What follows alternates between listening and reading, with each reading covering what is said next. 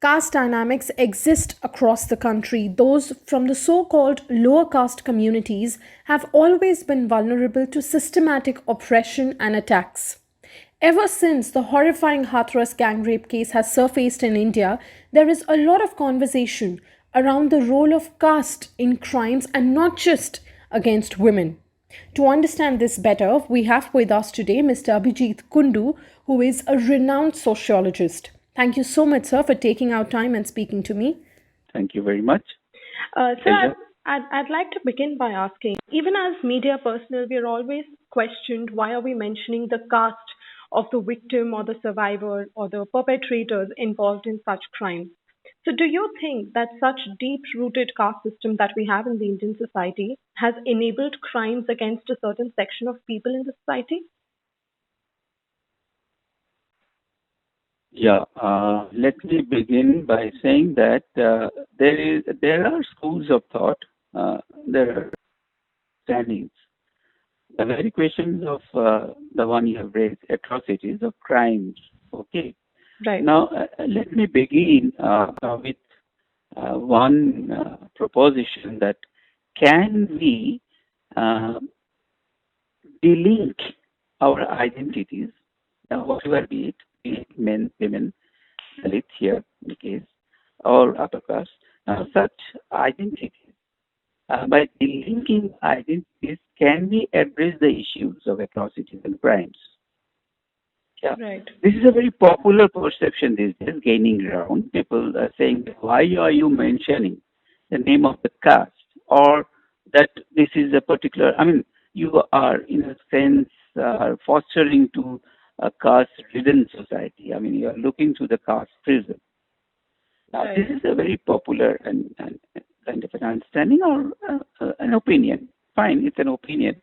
There's no harm in having an opinion. But the question is that when we take out the trajectory, when you take out the statistics of all the atrocities, of all the crimes, now when there is a collinearity, the moment I find a collinearity and a correlation, a direct correlation between caste and kind of crimes which are taking place. I'm not saying beyond the question of caste, there are no crimes. Yes, there are all kinds of crimes which are being committed.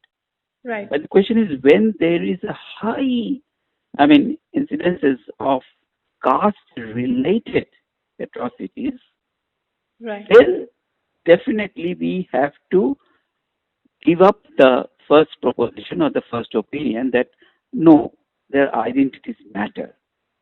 Why identities matter? The question is that these identities are not modern identities. Right. These identities are all ascribed. These are all through our birth. These identities have been thrust upon us. We don't have any hand in that. So there's a kind of a divinity. There's a kind of it's a notion of eternality of that. You don't have a say there. So certain Right. identities you have to carry through your life, Yes. throughout your life. So the question is that we become victims, or the Dalits become victim, or any other groups become victim as a matter of certain identities on which they do not have any say. They do not have anything to change it. They can't change it. There have been lofty ideas, Yes. lofty emancipatory ideas of changing it, the awakening to a new kind of an understanding. So easy. It's not so easy. It has been tried out throughout history. There are methods of conversion. I mean, these are some of the methods of conversion to other religion. Then there are methods of Sanskritization. You pick up the signs and symbols of upper caste, and then basically you see throughout history, people were trying to get rid of the identity. Yes. So your identity matters. So we cannot just wish it away. Absolutely. So the question is, yeah, we cannot wish it away. So it has gone wrong. It's not a matter of that all of a sudden these atrocities have come out. It has been there. It has been there in Indian society. Possibly it's showing certain faces which can discuss what are the new things, what are the new dimensions. But it has been there. Historically, it has been there. Historically, why I'm saying so, that till about 1917, I'm taking you back to the early years of the previous century. Till 1917, I don't think that Indian National Congress admitted to the very fact of that there are practices of untouchability. Right. Till 1917. Last 2 decades of the previous 19th century, the last 2 decades, Hindu reformers have been putting pressure on Indian National Congress to admit these wrong practices, the evil practices of untouchability and everything. But the leadership, the national leadership was basically dilly-dallying on the whole question. But ultimately, after a few decades, around 1970, they have to accept the very fact of untouchability, which is the worst, what is to say, the worst symptom, the worst kind of a symptom of a caste-divided society, a worst kind of a symptom of degradation and humiliation. Yes. Okay. So the question is that historically it has been there. Now, how to liberate, how to come out of it?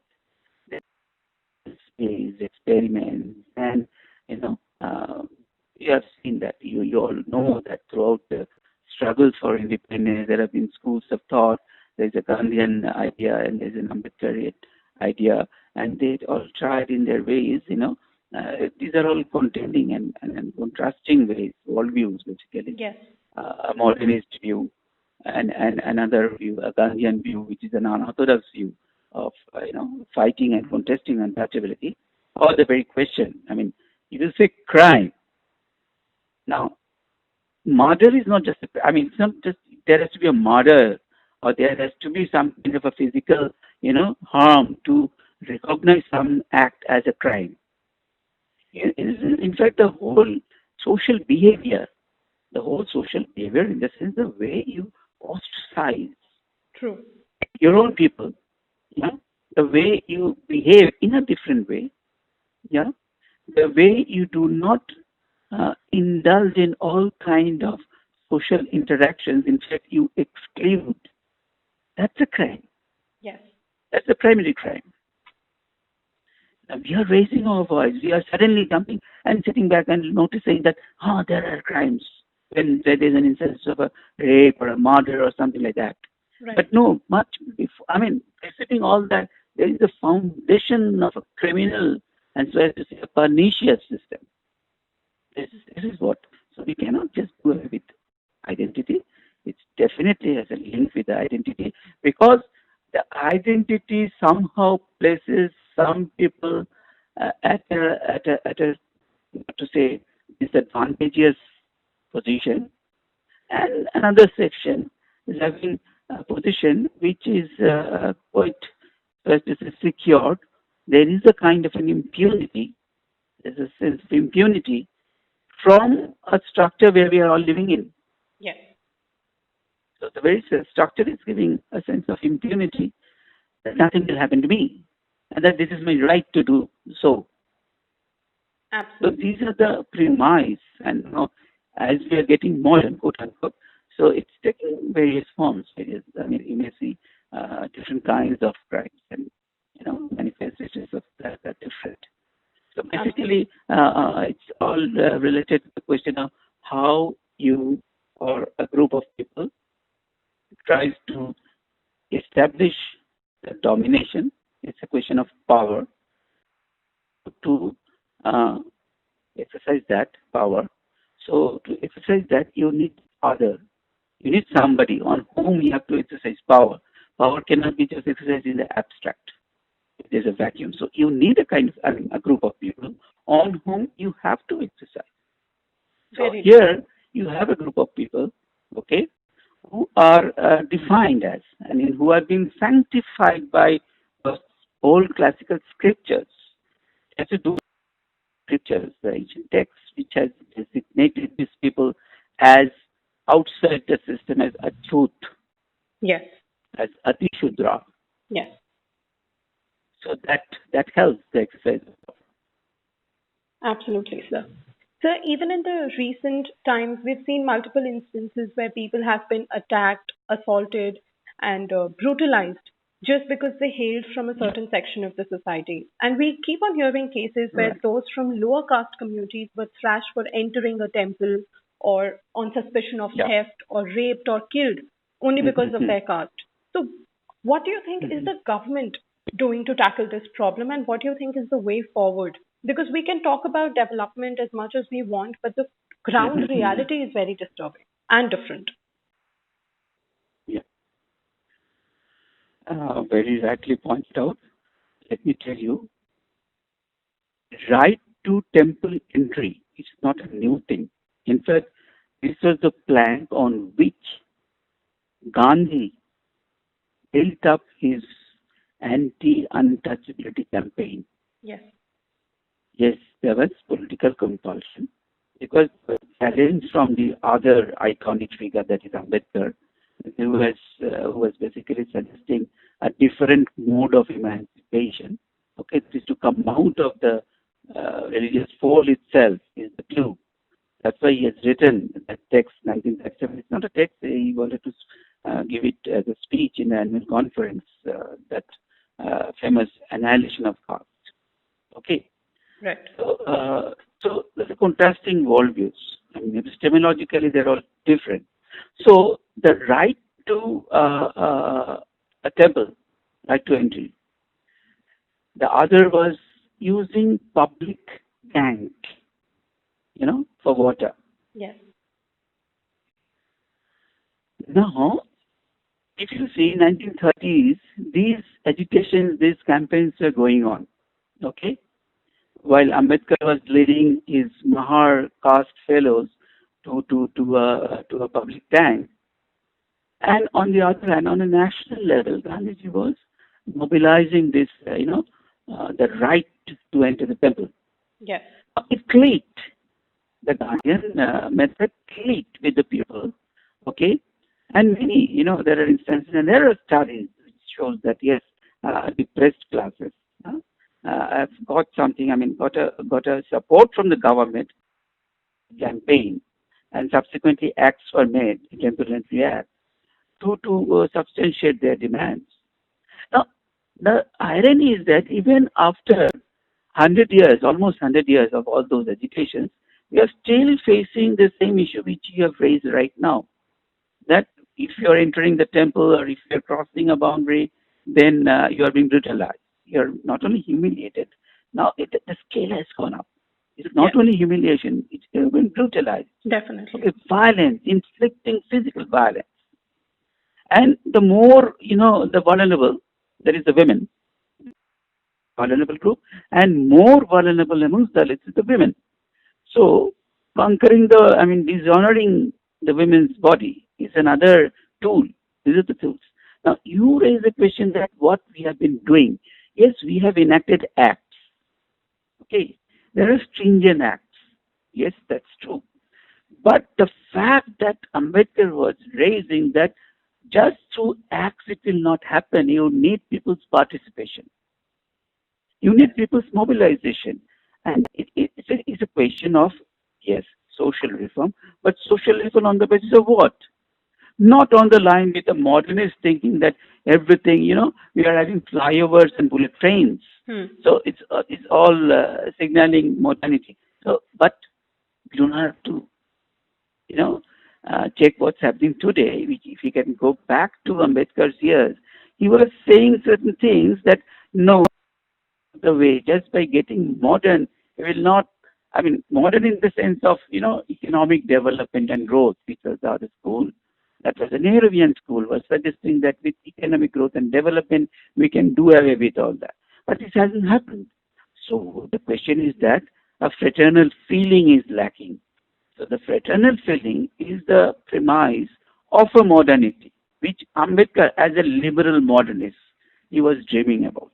And Yes. he dreamt about that we can only ensure, equality is the next step.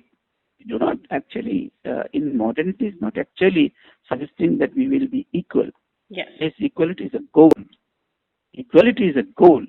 But the basic idea of moral is that we must have the right to think that we are equal. We must behave, we must have an attitude to consider each other as equal. That's a feeling of fraternity. That we are Absolutely. fraternal to each other. So now this, who has to ensure that? Yes, state action. State actions are required. And decisive state actions are required. It's not just you are having a law, but what is the interface of that state with the local level society, with the local society? Where is that boundary? That we have to say, yes, we know the state is having this many laws, or very stringent, all atrocities against scheduled caste, scheduled tribes, very stringent acts are there. But what happens at the ground level, that there is an unholy nexus of the state with the local power structure. Yes. And the local power structures are always dominated by upper caste, upper class people. Yes, we Right. have to also now acknowledge the coming up of the classes in the rural sections. We cannot turn our uh, eyes away from this, that there are emergence of classes even in the agrarian and the rural section. So there is a very complex way where the dominant caste and dominant classes, powerful classes, are having a nexus.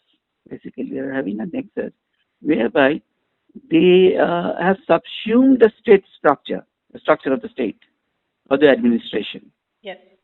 So you do not find any difference now at the local level, at the lanes and by lanes of our own society. What we find that where is the state? You go up to whom in your village True. to secure, to ensure a life? You go up to all those dominant castes or dominant classes. Yes. They have an access with the state power. They are in fact having and they are exercising the state power by proxy. So this is which is the danger of the state structure which has failed to evolve as a modern structure. It hasn't evolved as a modern structure whereby it maintains this, distance and not gets implicated with the dominant castes and classes which we find in the villages and in the rural sections and everywhere. Even why forget our urban setups? It's much invisible, but it's very much operating. I mean, in the urban setups also. Absolutely, sir. Also, sir, talking about the Hathras gang rape case, right Yeah. from, delay in registering an FIR to a forced Hmm. cremation late at night, it seems Hmm. that the Uttar Pradesh police clearly disregarded the victim Yeah. as well as her family. Now, many have Yeah. alleged that it happened Hmm. because she was a Dalit girl. So, Yeah. I wish to understand if the protectors tend to commit such crimes and blunders, what future are we looking at for those who are vulnerable in this country? The issue is that what has happened in Uttar Pradesh very recently, and normally we also have a habit of reacting to a single incident. A single incident gets all the prominence. But if you see, even after this Hathras incident, there have been incidences in UP. Yes, And I will not say that only in UP, it has happened in some other states, in other pockets of the country definitely. Yes. also. Okay. So yes, it has taken the lead, the news, the Hathras case. Now the question is the intention of the local government is always important. You have the state, you have the central state, you have the state, machinery, and you have all your constitutional rights and all those coded, rights and responsibilities. But what is the intention of the local government? Yeah, Yeah. that's very important. We cannot. I mean, the way it operates, the way this is a problem with the representative democracy also, the one which we are practicing. So time to time, in different parts of the country, you elect government. There are certain, groups come to hold power and they exercise power. And also it depends upon the intention of that state government. Intention of the state government means what? It's not a very abstract thing. So who is the state government? State government as such is a very abstract thing. But who constitutes them? So what is the, composition in the sense that what is the social background of that? Right. The social construction of any ruling group, you have to check the social composition, the social construction of that. On what basis they have secured the majority, that also has to be taken into account. So if a government thinks, or the ruling party which runs the government thinks that mm, this is the way I keep my people together. Right. Yeah, this is the way, because this is the way that sustains my ideology. Yes. So there is the question. It's not that incidences have not happened, but we have seen state government has been proactive. They have taken steps. They have been, seriously. I mean, state executives have taken steps, and here now we found that the reverse, that people are up there to hide, to conceal, to inflict more wounds than what has Yes. actually happened. Yes. Okay, so that shows, that's an indicator of the kind of local government. And it's not only the government. Again, tomorrow you'll see the government will come up with very nicely worded press statements, or the CBI inquiry, and all kinds of things will happen. But then who are the actual executives at the village level, at Yes. the district level? Are they being insured? If they have this, it's a very kind of a what to say, Brahminical or upper caste mentality, that now I have a government whereby I can get away by doing this. Exactly.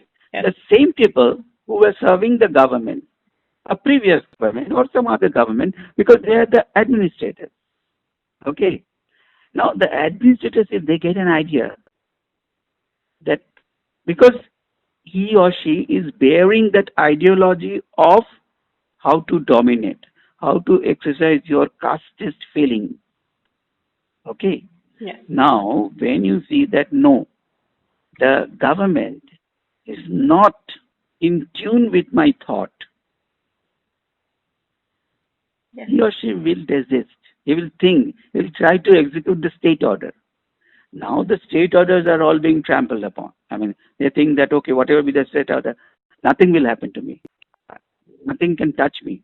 And for years, for centuries, we have inherited this legacy of, oppressing the elites. So we have a free hand now. Absolutely. Now, another thing that I'm not ruling out is that always one has to see, apart from this grand meta narrative, there must be some local stories also. Local stories, in the sense, what I'm hinting at is that things have changed. There has been certain empowerment of the rich, empowerment of the lower sections of the society, and that might have given rise to a kind of a real contest at the village level. Let me tell you, Right. there is a contest now. It's not a silent kind of a thing. Okay. Now that might give rise to a situation where the upper castes, will think that, okay, uh, you're raising your voice. You're raising your voice, so let me silence you. Yes. That might also be the case. And it differs from case to case, that why certain things happen in certain pockets, not everywhere. When you know that he is already there under my thumb, huh, Yes. you don't have to again dominate. He has already been dominated. You are a silent victim. But when you find that no, they are trying to raise their voice, they are trying to get mobilized, then the possibility of such, violence taking place is basically a marker, a marker of a changing things happening at the village level. It could be. Because Yes. what I could see from the recent Hathras incident, that we need not take the Dalit family, the affected victim, as a very silent, sufferer. Not, they are not very silent sufferer. They have raised their voice. It's not that you do not imagine a Dalit family of 100 years back, like the way these people have. I will give credit to them that they have resisted. They have resisted much. Yes. Very Yeah. true, sir. So, even though we say that, every time a crime is committed, we demand stricter laws from the government and better Mm-hmm. administration and safety of the people.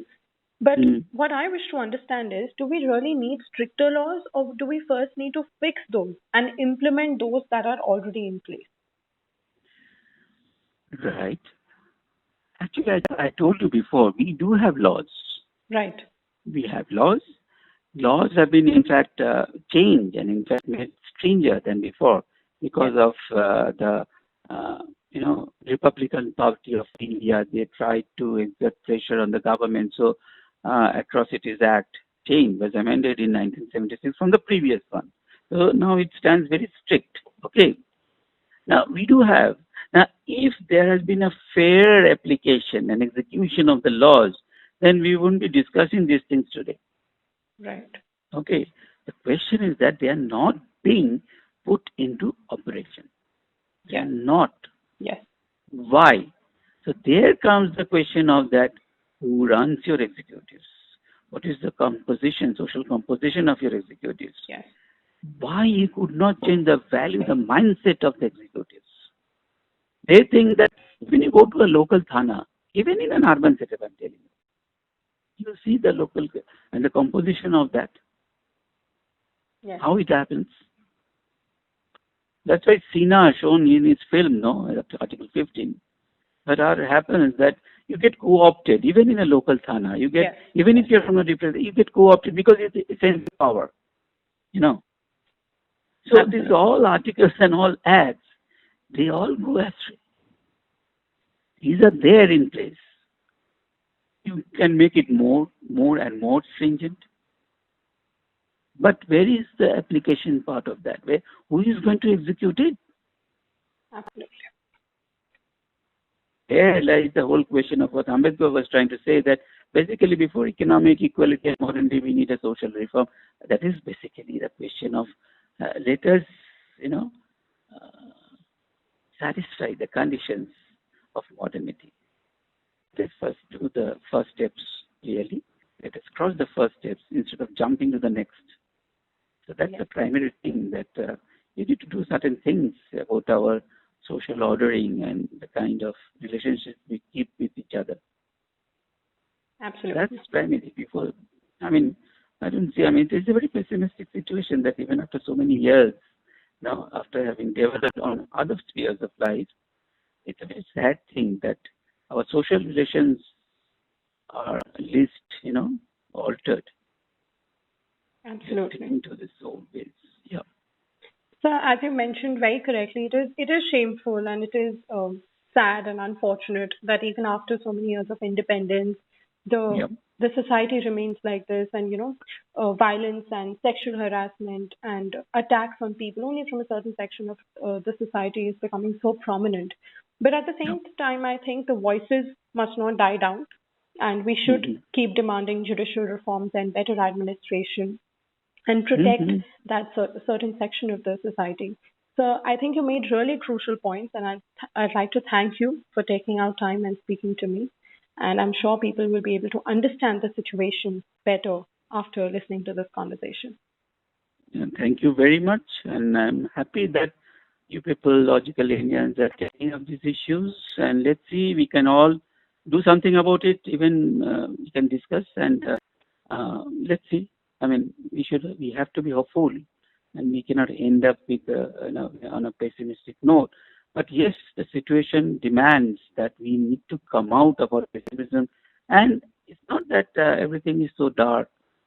There are, certain areas where there are assertions and there are emancipatory voices. Thank you very much. In fact, Thank, it's a thank you pleasure so talking to much, you. sir.